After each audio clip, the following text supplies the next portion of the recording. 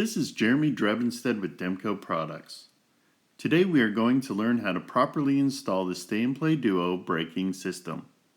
Before we start, I want you to understand how our braking system works. Inside the unit we have a dual head Hadley air pump. This applies air pressure as well as a vacuum, so we can have power brakes on the towed vehicle. It is activated using two signals, brake lights and inertia. When the brakes are pressed on the coach while driving down the road, the brake signal in the towed wiring send one of the signals to the G-force controller. And when the G-force controller feels the inertia from the coach braking, it activates the brakes, and the stronger the inertia signal is, the harder it will apply the brakes. Now that we have a good understanding on how the braking system works, let's go ahead and get started. So what I'd like to do first is find a good spot to mount the operating unit, because everything will be ran and connected to the unit, like the wires and the air lines. The operating unit gets mounted underneath the hood in the engine compartment, and it doesn't matter the orientation as long as we keep it away from moving parts and direct heat. On our install today, we picked a spot on the core support, and with a couple self-tapping screws, it is mounted securely. On some vehicles, a good spot is on top of the fuse box. Use some good quality Velcro and leave a little slack in the wires and ear lines, so if a fuse needs to be changed in the future, it can be moved around easily. It's also good to check for clearance between the unit and the hood before you mount it.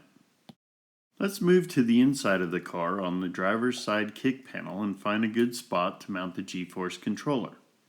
If you can't mount it on the driver's side because of a hood release or parking brake, jump to the passenger side divider and mount it in the appropriate orientation like seen in this picture. It is important that you mount it in this orientation: top, bottom, wires facing the firewall, and the toggle switch pointed towards the back of the vehicle. Before mounting the G-force controller, check behind the panel for wires and other things that a screw could puncture. Hold the G-force controller in the spot you picked out. Swivel the side facing you downward so the G-force controller is out of the way. This makes it easier to get the screw in the back hole. Once you have that tightened down, swivel up the front side and get the G-force controller as level as you can get. Then go ahead and screw in the front screw. Next, we'll be installing the actuator, but before we get started, let's go over a couple things. The most common reason we see cable breaks is because there isn't enough cable between the end of the actuator and the anchor on the firewall. So when the towed vehicle is being driven around normally and the driver pushes on that brake pedal, it's actually bending our cable repeatedly. Eventually, it's going to break where it's been bending. Ideally, we're looking for 3.5 to 4 inches in cable length. By doing this, it allows our cable to actually coil rather than bend.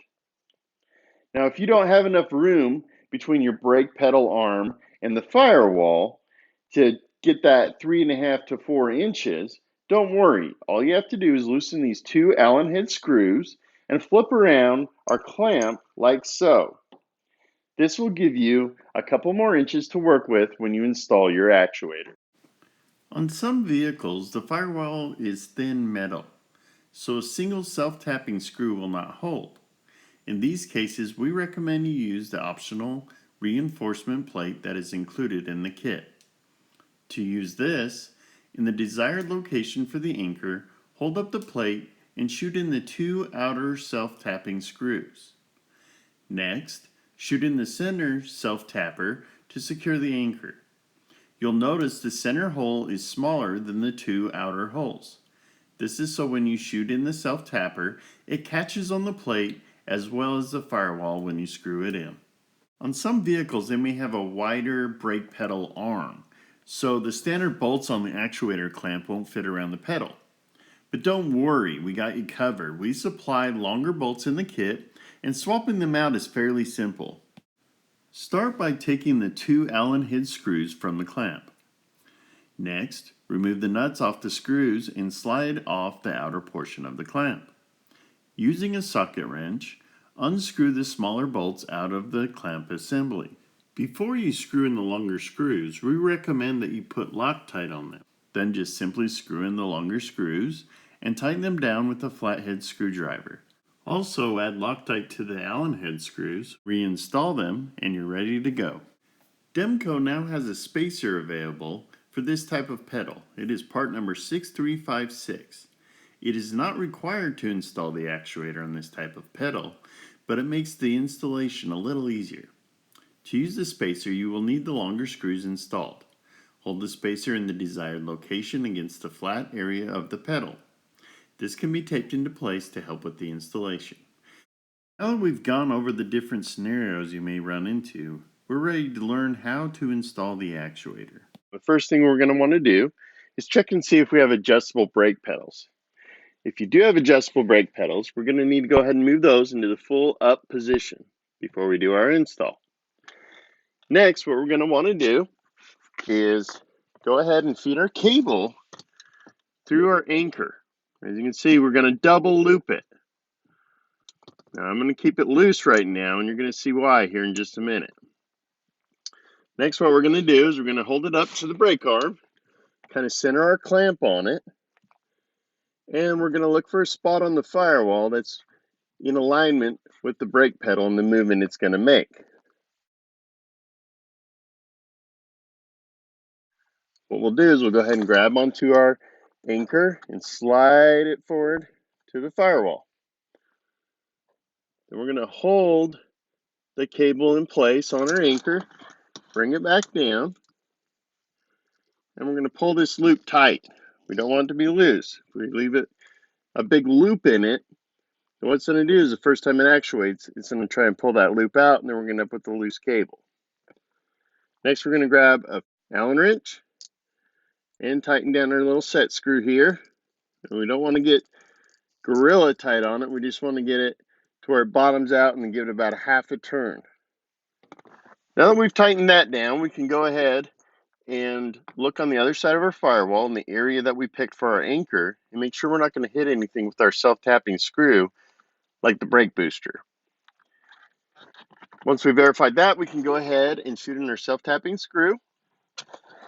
And then next, what we're going to do is take our actuator, put up on our brake arm,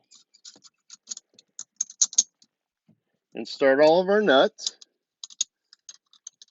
And we can actually move it forward and back to fine tune it. Now what we're looking for is a 1/4 inch of play in our cable. Once we've found the right amount of slack in our cable, we can go ahead and start tightening down our 4 nuts on our clamp here.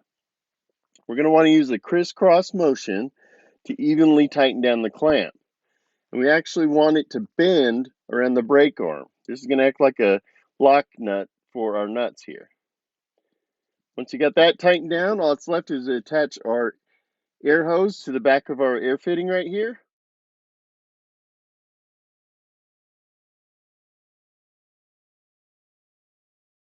Next, we will mount the notification light. Usually we mount this on the rear view mirror facing towards the windshield so you can see it illuminate from the coach's rear view camera. In some cases, the towed vehicle has tint or other obstructions in the way if we were to mount it there.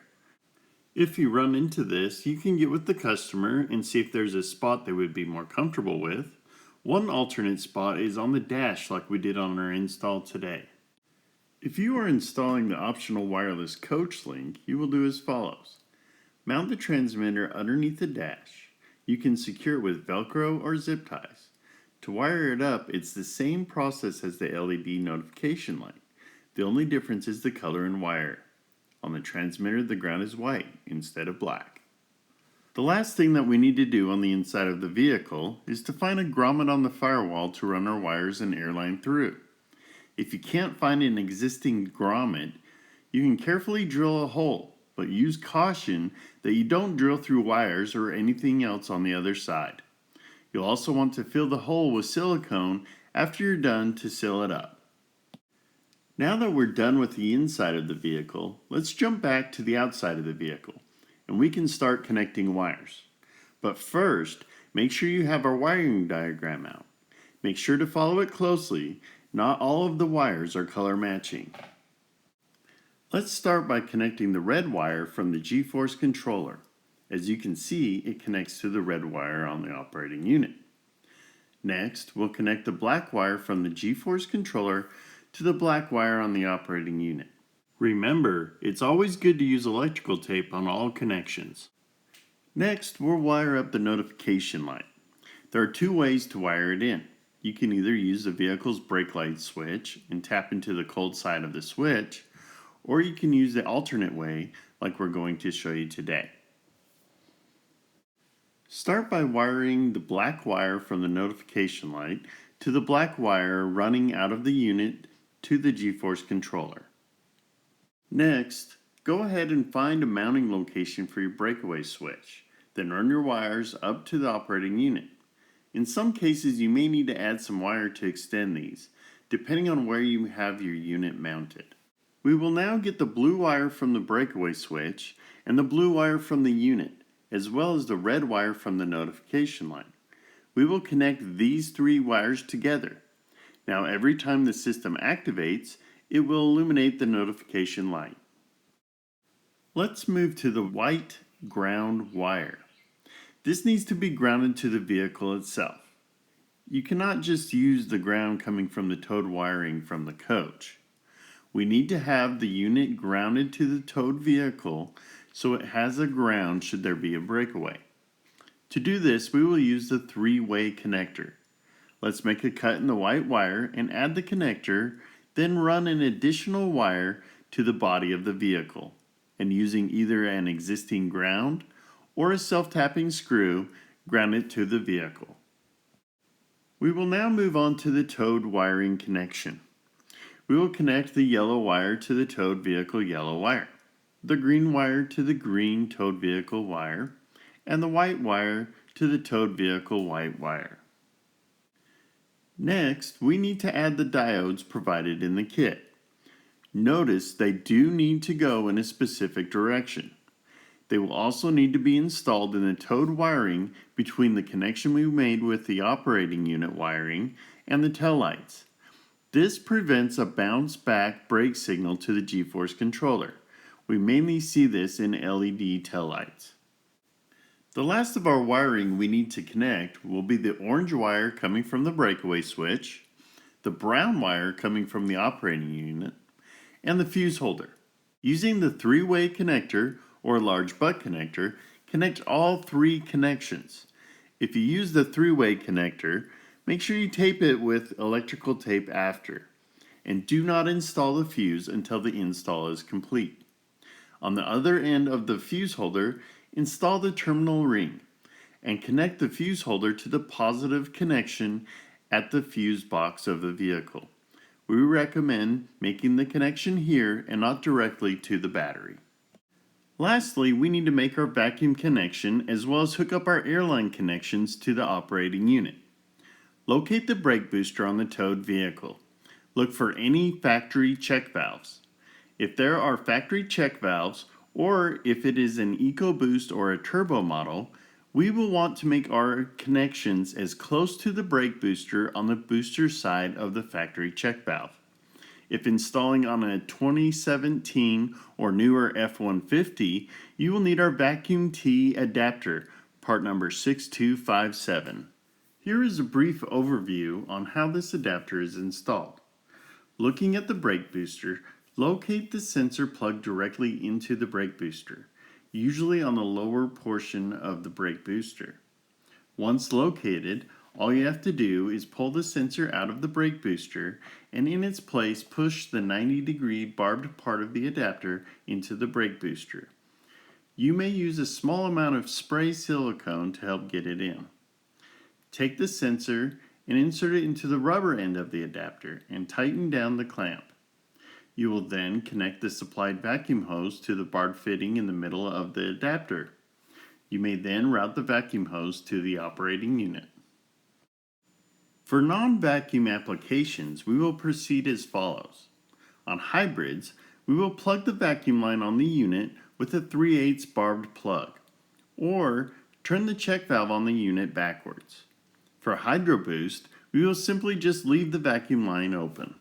If the vehicle has the standard 3/8 rubber line, you can simply make your cut and install the provided T-fitting.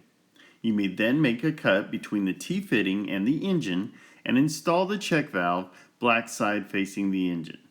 You will then connect the provided vacuum line to the T-fitting and run it to the operating unit and trim to size and then connect it. If the vehicle has a hard vacuum line, you will need to cut it and make your vacuum line assembly like the example in the picture. Make sure you use the provided clamps. Otherwise, the vacuum connection will disconnect once it receives pressure. If you have the larger 1/2 to 5/8 of an inch diameter vacuum line, make the assembly using the provided adapters in the kit like the example shown. You may now connect the air line to the unit and install the fuse. All that is left is to adjust the G-force controller. While sitting on a flat level surface and the vehicle connected to the coach, have someone hold down the brake pedal on the coach to give it a brake signal. On the towed vehicle, you will go ahead and loosen the knob on the G-force controller and slide it all the way down. Next, you're going to turn on the switch, and you will hear the braking system turn on and actually see that brake pedal go down. At this point, what we're going to do is slowly slide up the knob until it kicks off. Then we're going to move it up an additional 1/8 of an inch, tighten down our knob, and we can go ahead and turn off that switch. And our G-force controller has been properly adjusted.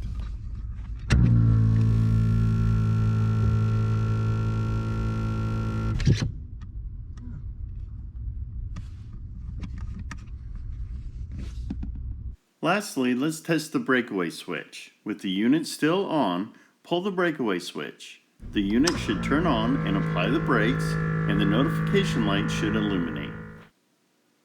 Some final notes.